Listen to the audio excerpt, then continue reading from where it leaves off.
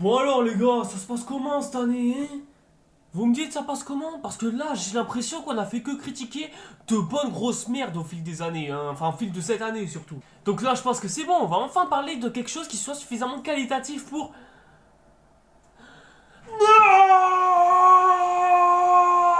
Bonsoir, bonjour, Siré Satire, Siré Satire, Siré Satire, et au monde, Siré Satire.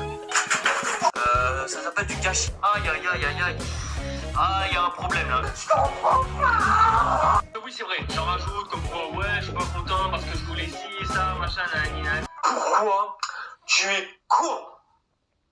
Je te pose la question. Et donc bonsoir et bonjour tout le monde, c'est Red Satire. Et aujourd'hui, on se retrouve pour la plus grosse migraine de toute l'histoire de la télévision. Pour traduire, Rings of the Power, tout simplement. 2 ans après sa première saison et bien sûr l'arrivée de sa saison 2, j'avais parlé de House of the Dragon, justement, de sa première saison, pour expliquer à quel point elle était qualitative dans sa globalité, parce que je n'avais pas eu l'occasion de le faire il y a 2 ans de cela. Et là, du coup, je fais pareil pour Rings of the Power, à la différence près que Rings of the Power, lui, il est sorti, il sort sa saison 2 après House of the Dragon, parce que cette série s'est rendu compte qu'en fait, dans tous les points, il était inférieur, enfin... À 2-3 détails près bien. Croyez-moi les gars, mais Rings of the Power, on n'a pas été tendre sur cette dernière. Quand on a fait sortir les épisodes du côté d'Amazon Prime et de HBO, on s'est défoulé sur cette chaîne. Enfin, je me suis défoulé, hein. Vous n'avez pas envoyé de commentaires ou quoi que ce soit, hein. Moi je me suis juste défoulé sur cette série. Et c'est vrai que je me rends compte qu'au fil de cette chaîne YouTube, je n'ai jamais parlé de la saga du Seigneur des Anneaux. Voilà, je sais, je me rends compte que maintenant. Mais voilà, c'est vrai qu'on a... Bon... Vraiment centré ma chaîne YouTube sur du Game of Thrones, hein, en termes de fantasy, mais jamais sur du Seigneur des Anneaux ou même pas du Hobbit un peu. Donc du coup, pour vous redonner mon ressenti sur cette licence, et laissez-moi vous dire ce que j'en pense. C'est une très grande licence. Juste, je suis pas dedans, voilà, je suis juste grand fan, je suis très client, mais sans plus quoi. Je suis pas aussi client qu'un Game of Thrones ou qu'un Transformers par exemple. Pour moi, la trilogie de Peter Jackson, à savoir, Le Seigneur des Anneaux, est tout simplement une réussite artistique sur absolument tous les points. Enfin, à 2-3 détails près bien sûr, il y a des choses qu'on peut reprocher à certaines scènes, hein, par exemple, mais concrètement... Peter Jackson a prouvé rien qu'avec cette trilogie que les choses les plus impossibles peuvent quand même être possibles. Et ça c'est beau, hein. Qu'est-ce que je peux dire de plus, hein. Tout a déjà été dit les gars. Mais dans sa globalité, il rentre vraiment dans le panthéon très fermé, surtout très peu rempli, des plus grandes trilogies de toute l'histoire du cinéma, aux côtés du Parrain, de la trilogie Spider-Man de Sam Raimi, de la planète des singes et de la trilogie originale de Star Wars. Et si ça se trouve j'en oublie d'autres, donc n'hésitez pas à rajouter en commentaire. Suite à cela, Peter Jackson a ensuite sorti un film King Kong d'abord, mais aux alentours des années 2010 il sortira quand même la trilogie du Hobbit.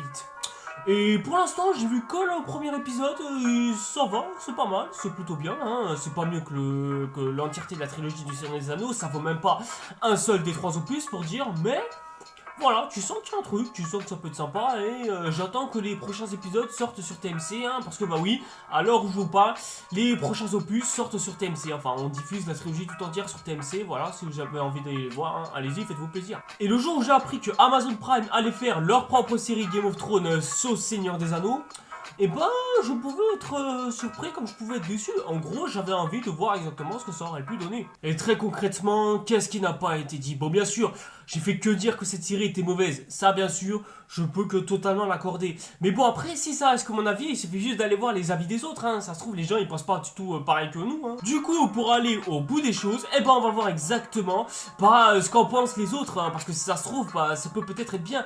Et sachant que je suis pas mal de youtubeurs aux alentours de moi, allez, on va justement voir exactement ce qu'en ont pensé les autres. Sur ma liste, j'ai Dirty Tommy, Reg et les Gorillas, Captain Popcorn et Datman. Et pour avoir un petit peu plus de quantité, j'ai aussi demandé sur Insta l'avis de Valou, à moins que bien sûr il ait dû l'enregistrer dans ses live Twitch, hein, il faut que j'aille jeter un coup d'œil sur ça. Et d'ailleurs j'ai aussi demandé l'avis de Michael J et de Plot Time au cas où. Tous, j'ai vraiment suivi absolument toutes et tous leurs vidéos respectives au fur et à mesure que la série sortait. Enfin, Michael J lui, je pense qu'il s'en foutait totalement, si ça se trouve il a été déçu peut-être. C'est ça, c'est là-dessus que les gens jugent. C'est pour ça 6,9. Et encore, 6,9, moi je trouve ça limite presque bien noté pour ce que c'est, hein. Parce que honnêtement, t'as peut-être 2 épisodes qui surnagent, quoi. T'as 2 épisodes où tu te dis, ah ouais, là, c'est quand même pas mal. Et Je vous avouerai que j'y ai cru. Alors c'est venu, je crois, à l'épisode 6. Il y en avait un épisode, je crois, au début, que j'avais bien aimé. Après, ça redescend, hein. Je veux dire, voilà. Donc c'est clairement une saison, pour moi, qui n'aura jamais tenu la route. Tu peux pas sortir, si tu veux, 2 épisodes d'une saison 1, quoi. C'est pas possible. Bon, ben pour un gars aussi zarfen que lui, ça ne me choque absolument pas de voir que le gars, ouais, il crache ses poumons, hein, ça se voit. Hein. Bon alors, du coup, qu'est-ce qu'il en pense, lui, Reggie les Gorillas? Parce que lui, il doit avoir des avis plutôt constructifs. Enfin, il a rarement des avis constructifs de toute façon, donc si ça se trouve, lui aussi, il doit être au minimum satisfait, au moins. Même si à certains moments tu te sens dans la terre du milieu, surtout quand il filme en extérieur en pleine Nouvelle-Zélande, mais dans la majorité des cas tu ne l'es pas. Et pareil pour les dialogues, vrai problème. À certains moments c'est extrêmement kitsch et ringard, et à certains moments c'est de la poésie tolkienienne. Le problème de cette série-là, c'est qu'il n'y a aucune consistance, réellement. Il y a une vraie inconsistance dans les dialogues, il y a une vraie inconsistance dans la mise en scène. Des fois tu as des épisodes qui sont vraiment bien filmés, avec plein d'idées, ça joue sur les reflets, les transitions, et puis des fois, rien. Des fois c'est filmé d'une manière tellement banale, tellement peu mémorable, c'est de la folie. Et ça va de pair avec l'inconsistance des épisodes. Il y en a qui sont vraiment pas mal, pas beaucoup, mais il y en a, et d'autres qui sont médiocres au possible, voire nuls. Le rythme est catastrophique. Des fois, tu passes un bon moment devant, bien rythmé, bien divertissant. Des fois, t'as des épisodes presque filler sur 8 épisodes de série, quoi. Et c'est le problème, c'est qu'il y a tellement de remplissage, il y a tellement de moments inutiles qui ne servent à rien. Je veux dire, il y a des intrigues, on en parlera après, qui n'ont quasiment pas d'utilité. Peut-être elles seront utiles dans les prochaines saisons, mais pour moi, cette saison-là, on peut garder, quoi, la moitié des épisodes. J'ai demandé à chercher des avis positifs, s'il vous plaît.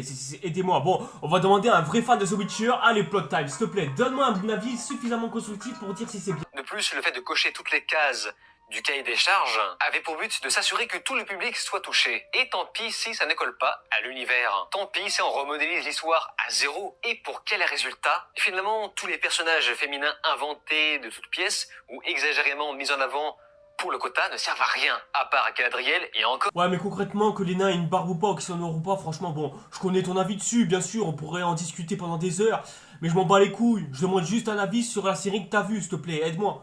Le Seigneur des Anneaux, les Anneaux de pouvoir, ne cherche pas à nous raconter une bonne histoire. Elle ne cherche pas non plus à nous immerger dans un univers. Elle ne cherche pas non plus à créer des bonnes scènes d'action. Elle cherche juste à faire comme les autres. Bon allez, Datman, mon petit préféré, celui que j'adore le plus. Comment la série la plus chère de l'histoire, qui adapte le plus grand univers de la fantasy, peut-elle avoir un scénario aussi...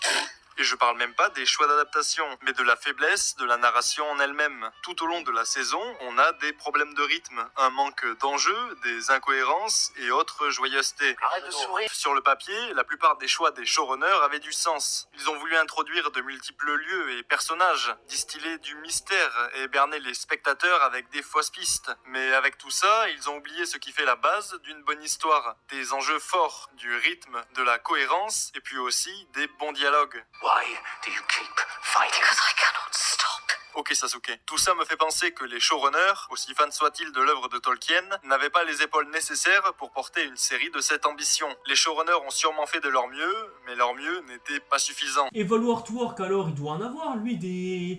Ouais, des lives hein, qui partent de la série quand même, parce que là, je suis en train de fouiller, pour l'instant, je cherche pas. Les Anneaux de pouvoir, je sais que pour beaucoup de gens, les Anneaux de pouvoir a été un flop incommensurable. J'ai pas regardé parce que globalement, ça m'a complètement sorti du truc. Enfin, je veux dire, plus le temps passait, plus ce que me disaient les gens, ça m'a même pas donné envie de regarder. Je voulais tout regarder d'un coup pour faire une vidéo. Je l'ai même pas fait parce que des retours que j'ai eus, ça ne donnait pas envie du tout, du tout. Bon, bah du coup, pour finir, Captain Popcorn, hein, le roi de la critique YouTube francophone, le seul youtubeur d'ailleurs qui se tient debout devant une caméra hein, depuis l'époque Cyprien et compagnie. Je suis sûr que lui, il doit avoir un avis au moins un minimum différent des autres. En fonction des choix qui seront faits pour la saison 2, j'ai l'impression que cette série pourrait commencer à plus pleinement exploiter un potentiel que je pense supérieur à celui de House of the Dragon, même si on entre là dans quelque chose de très subjectif, bien sûr. Et le troppeur, lui qui est suffisamment philosophique pour ça, je suis sûr qu'il peut au moins avoir un avis suffisamment constructif en une seule phrase, mais qui puisse être positif. Je sais qu'Hollywood a très peu de respect pour les scénaristes, ça se sent de plus en plus. Il y a une épidémie de très grosses productions très mal écrites. Mais il serait temps que ça change. Parce que ne pas respecter les gens qui mettent des mots sur du papier, c'est un peu un comble quand on adapte un univers sorti de bouquin. Ah. Bon bah voilà, hein, du coup c'est bon, j'ai interviewé tout le monde et on sait parfaitement c'est quoi le constat. Alors certes, on ne bosse peut-être pas de la même façon nos propres vidéos, on a tous nos propres goûts, tous nos propres qualités, tous nos propres défauts, on a tous notre propre façon de voir les choses, on n'a pas les mêmes goûts, certes, mais malgré tout ça, entre nous, il n'y en a pas un seul qui a été capable d'avoir un avis positif sur cette série. Je pense qu'au bout d'un moment, c'est même plus un avis en fait, c'est un constat. Et tout ça, pourquoi me direz-vous? Bah pour tous les points que nous avons évoqués. Bon déjà, faut aussi admettre certaines choses, hein, des fois. Mais oui, en termes de visuel, c'est du grand art. C'est exceptionnel. Les environnements sont beaux, chatoyants, magnifiques. C'est des décors purement réalistes et magnifiques qui nous immergent dans cet univers au point que l'on se croirait réellement dans cet univers. Alors que certains, ils ont même pas été capables de faire l'effort. Notamment même devoir arrêter de tailler Netflix à chaque occasion manquée parce que les balles perdues, ça se perd beaucoup trop facilement. Même en termes de costumes, c'est magnifique. Ça se voit, c'est de la pure perfection. Ça se voit, c'est beau, c'est bref. Tout est parfait dans la forme, c'est exceptionnel. Je dirais même que, bon, vous allez sûrement prendre ça pour un énorme blasphème, mais je trouve même certains de ces environnements et de tous les décors du Rings of the Power plus beaux que Game of Thrones. Oui, on est carrément levé au-dessus de Game of Thrones. Bon, faut dire, 250 millions de dollars de budget dépensé dans tout ça. En même temps, on était obligé de le voir, le budget quand même. Donc ouais, sur ça, je suis obligé de tirer ma référence. Et je pense qu'on a tous été obligés de tirer notre référence, mais oui. La série est extraordinairement beau, magnifique et chatoyant. Bref, c'est de l'art, tout ce qu'il y a de plus pur, tout ce qu'il y a de plus simple.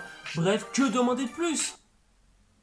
Je vous avoue que j'en ai pas parlé, mais les musiques de cette série sont extraordinaires. C'est dinguissime comment les musiques de cette série sont pépitesques, harmonieuses, impeccable et en plus de ça nous immerge encore plus dans cet univers et nous fait presque plonger dans cette série. Franchement cette musique elle est exceptionnelle. Juste je vais accorder un point Game of Thrones dans cette vidéo là parce que Ramin Djawadi est déjà trop fort de 1 et surtout de 2 bon sa musique au moins elle raconte une histoire. D'ailleurs en parlant de l'histoire, parlons-en justement. Ah ouais c'est vrai que c'est ces deux là qui s'en occupent. Bon je vais pas en revenir sur ces deux là vu que tout le monde a déjà taillé leur CV quasiment inexistant, qui tient à peine sur un post-it et qui n'est même pas capable de faire une ligne pour dire. Et puis de toute façon c'est bon, on a vu mes avis, on a vu les avis des autres. Je pense qu'au bout d'un moment ça sert à rien de tourner autour du pot, on finirait par tourner en rond comme des toupies Beyblade quoi. Bon du coup vous allez me dire, pourquoi est-ce que je fais cette vidéo alors étant donné que tout le monde a absolument tout dit? Eh ben je trouve que non. Non, on n'a pas tout dit sur cette série. Alors certes il y a des problèmes scénaristiques absolument catastrophique, ça, y a rien à nier, ça c'est obligé. Les personnages sont écrits comme des pieds, ils avancent autour du scénario comme des pieds, et l'histoire est ennuyeuse au point de m'avoir fait dormir à 3 occasions, au point que quand j'ai revu l'épisode 8, je me suis rendu compte que je l'avais même pas regardé, mais j'avais dormi tout le long en fait. Parce que ouais, y a un truc que je vous ai pas dit les gars, mais pour les besoins de cette vidéo, j'ai dû me refaire l'intégrale de Rings of the Power en l'espace d'une semaine. Oui, 8 épisodes de 1h10. Essayez de calculer le total que ça doit faire dans vos têtes, vous allez voir. Alors, vous pouvez me traiter de psychopathe si vous voulez, mais je fais ça uniquement pour les besoins de pouvoir faire cette vidéo et de comprendre exactement c'est quoi le gros problème de cette série. Et ça a été reproduit par un professionnel, il est déconseillé de faire ça chez vous. Quand j'ai fini cette série, j'avais tellement la migraine, que je suis heureux qu'un de mes amis m'a invité à faire une petite fête tranquille chez Robin. D'ailleurs mon pote, merci de m'avoir invité ce jour-là, parce que j'étais totalement crevé, ça m'a permis un petit peu de me refaire les ménages. Et je dis clairement pas ça pour te dédicacer, parce que t'es un grand fan de l'univers de Tolkien.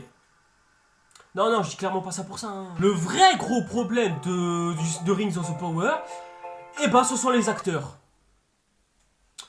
Pas les personnages, pas l'histoire, pas le scénario quoi. Non, ce sont les acteurs. C'est ça le gros problème qui fait que toute la série s'effondre. L'actrice principale se contente uniquement de faire la même gueule tout au long de la série, mais genre vraiment tout au long. Il y a juste le moment où elle sourit après avoir chevauché un cheval.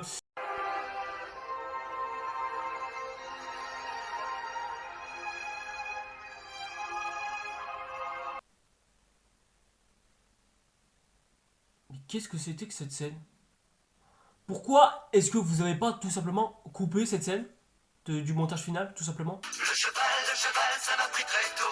Le cheval, je trouvais trop beau. Elrond, tu sens qu'il se donne un petit peu du mal, mais qu'il essaie quand même. C'est pas non plus ouf, hein, soyons honnêtes. Mais déjà, il essaie. Si ça se voit qu'il essaie, ça se voit qu'il lui donne un petit peu du cœur. Pareil pour son pote nain. C'est... Bon, son pote nain, il joue mieux que lui, ça c'est sûr. Mais voilà, ça essaie de ce côté-là. Ça essaie un minimum. Arrondir, il a du charisme, ça c'est sûr. Mais vas-y, c'est pour faire la gueule en mode Dark Sasuke, en mode je suis sombre et ténébreux et mon passé, machin, nanana. C'est bon frère, va là-bas, va dormir, va faire ce que tu veux, mais Hanbok change de... Halbrand, quant à lui, bon, je sais pas du tout ce que je suis censé avoir vu, genre soit je suis censé là aussi avoir affaire à un gars un peu ténébreux, nanana, ou alors un gars qui se cherche, qui se sent un petit peu perdu, ou alors qui, bah, tente de... Mec, t'es censé être qui? Je sais que t'es Sauron, mais au bout d'un moment, ça finissait par savoir, petit con. Alors déjà, en quoi est-ce qu'on voit qu'ils sont si mauvais que ça? Parce que oui, je suis sûr que derrière la caméra, vous êtes en train de vous poser la question depuis tout à l'heure. Et bah c'est pour la simple et bonne raison que... Bah les gars, ils savent pas ce qu'ils doivent jouer, tout simplement. Et ça, c'est dû au problème de... Oh putain, j'arrive pas à parler, c'est terrible ça. En fait, le problème, c'est le script. Comment est-ce qu'il est écrit? Comment est-ce que leur personnage est écrit? Et ça, je trouve que le Tropper l'a parfaitement bien résumé avec cette vidéo, justement. Et encore une fois, au cas où vous me croirez pas quand je vous dis que le scénario, c'est important, si vous avez vu ma dernière vidéo, en tout cas, et bah oui, c'est tellement important d'écrire un scénario correctement qu'au final, tu te finis avec ce genre de problème. Par exemple, pourquoi est-ce qu'Arrondir finit avec la meuf d'à côté? Je sais pas, c'est pourquoi Galadriel a eu la si bonne idée de sauter d'un bateau au milieu de la mer.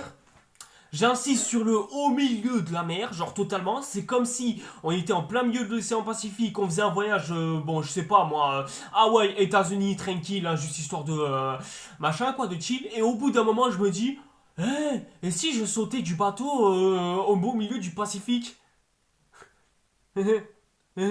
Le plan de Sauron aussi est complètement débile, genre infiltrer les humains à Numénor pour pouvoir créer une armée, pour pouvoir faire attaquer ses propres troupes elfes pour pouvoir se recruter de son côté à lui. Et dites-vous que des scènes comme ça, je peux vous en trouver absolument plein. Mais quand je vous dis plein, c'est qu'il y en a toute une blindée. C'est terrible d'écrire des personnages comme ça avec, bon déjà si peu de profondeur, mais surtout autant de facilité, autant de...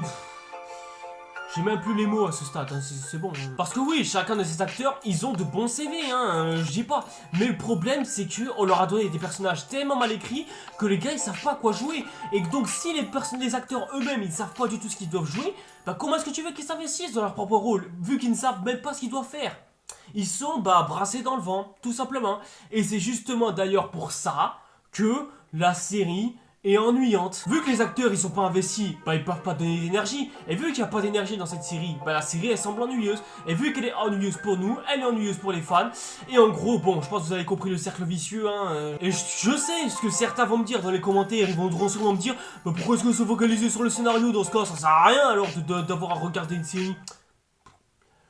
Ce genre d'excuse, c'est un petit peu l'équivalent de me dire à quoi ça sert de regarder si le moteur de la voiture il est bon. Mais la voiture elle fonctionne, elle roule, c'est ça le plus important, non? Je l'avais déjà déprouvé dans cette vidéo il y a plus d'un an, mais bon, je pense qu'au bout d'un moment, faut finir par comprendre les choses. Parce que d'accord, l'histoire est mal écrite, d'accord, les personnages sont nuls ou quoi.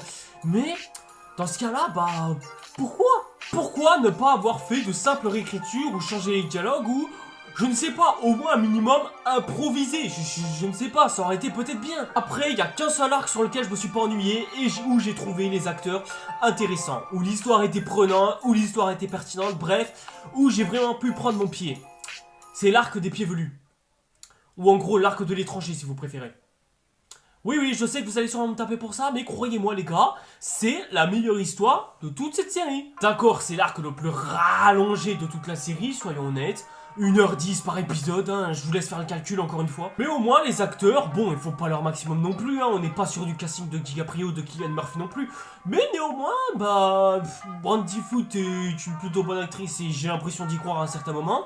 L'étranger, il donne l'impression presque de jouer entre timidité et effrayance à certains moments. C'est le personnage le mieux joué de la série. En tout cas, bien joué à l'étranger qui s'appelle Gandalf.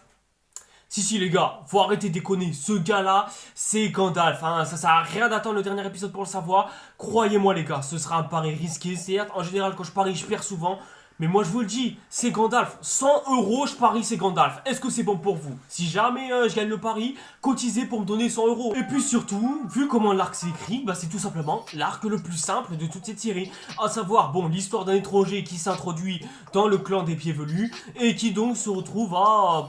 ouais, bah voyager à leur côté, juste pour pouvoir bah les aider lorsqu'ils sont en galère, et parce que lui aussi est à la recherche d'une maison, on sait pas trop quoi. Mais néanmoins, ça permet de nous maintenir en imagination, de savoir exactement qui c'est, même si on sait très bien que c'est Gandalf, hein, 100 € les gars, je vous ai dit, hein, n'hésitez pas pour le pari. Donc du coup, là on se pose la question, pourquoi est-ce que l'arc des pieds velus est le meilleur arc de toute cette série, enfin en tout cas, la plus captivante de toute cette série?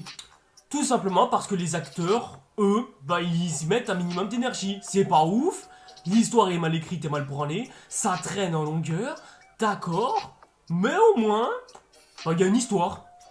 Un semblant d'histoire, au minimum. Je demande pas grand chose, t'as vu, je demande au moins le minimum, c'est déjà bien. Donc ouais, là sur le coup, les showrunners, je peux totalement les applaudir pour ça. Ils ont accompli un exploit, nous offrir un bon arc.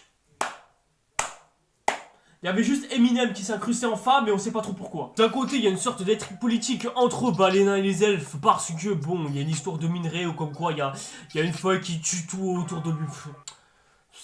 On nous a raconté quoi les gars, s'il vous plaît, aidez-moi. Galadriel qui veut ramener des troupes humaines bah à la Terre du Milieu parce que... je sais pas, parce que... hein. Et d'un côté t'as un arc sur les Terres du Sud. Ah non. Oh putain, c'est le Mordor. Ah d'accord. Ah j'avais pas compris avec les lettres qui apparaissaient là, c'est pour ça.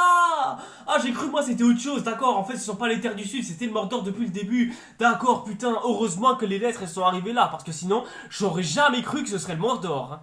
Et vous y avez su, vous y avez cru, parce que moi je l'ai découvert, hein, et avant tout le monde. Qui lui repose parce qu'il y a des orques qui apparaissent un petit peu de partout, du coup les gens fuient. Ouais. Ces arcs-là sont pourtant tous différents et ils ont un point commun. On sait pas du tout ce que les acteurs ils sont en train de jouer comme personnage. On sent qu'ils se font chier, on sent qu'ils s'ennuient. Et ça, bah ça fait que encore plus plomber l'ennui du téléspectateur. Parce que du coup, bah si les acteurs ils s'ennuient à jouer, pourquoi est-ce que nous on s'amuserait à les voir jouer dans cette série? Voilà le gros problème de Rings of the Power. Le fait que les acteurs bah ne sont pas investis dans les scripts qu'on a écrits pour eux. Bah du coup on espère juste que la saison 2 puisse être mieux sur ce sujet, hein, même si bon, je vois qu'il y a des avis qui divisent en ce moment, donc si ça se trouve ça peut être mieux. Après, ce sont les mêmes fans quand même qui ont validé bah, Deadpool et Wolverine au point de dire qu'il était meilleur que Dune 2, hein, donc là franchement ce stade, je peux m'attendre à absolument tout. Merci quand même de vous abonner à ma chaîne, d'activer la petite cloche pour être au courant des prochaines nouveautés qui viennent et de me suivre aussi sur les réseaux sociaux pour regarder bah, l'après-série qui reposera sur la saison 2 de Rings of the Power lorsqu'elle arrivera, comme j'ai pu le faire pour House of the Dragon. Bon, maintenant que j'ai fait cette vidéo, qu'est-ce que j'ai à faire moi dans ma vie ?